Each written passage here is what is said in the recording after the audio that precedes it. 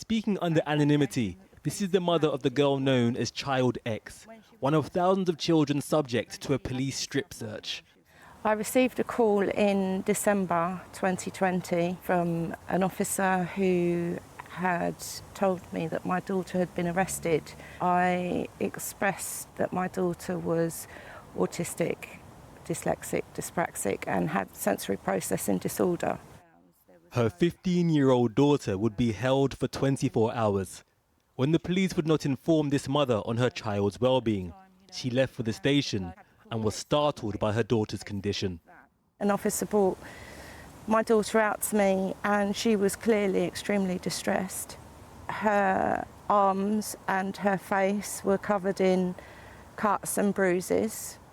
She had lumps on her head and I could see that she had self-harmed also. When I asked the officers how she'd come by the injuries that I could see, I received no explanation whatsoever. We are calling this mother Sarah and her daughter Keisha. Then just 15, the teenager had a history of self-harm. After her arrest, Keisha handed the police the sharp object she used to cut herself. The police had promised if she did, they would not have to strip search her. But once Keisha complied, the teenager was held down against her will, even her underwear cut from her body, with policemen present. Keisha was on her period. You had several weapons on you at the time.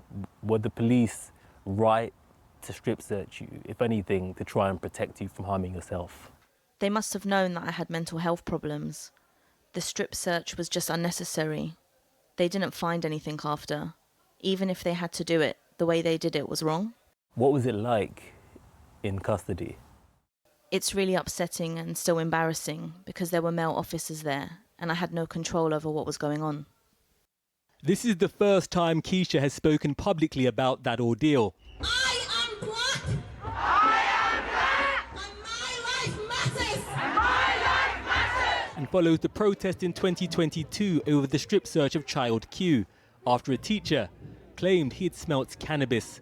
No drugs were ever found. Now a new report by the Children's Commissioner has found that between 2018 and 2023, police carried out over 3,000 strip searches of children. The reports revealed that 1 in 20 strip searches of children by police were not compliant with legal codes of practice.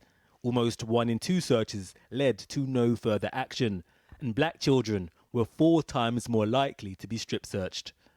Do you believe that your daughter's race played a factor in the way that she was treated? The other children were white. They didn't come out with cuts and bruises and they didn't have their underwear cut off.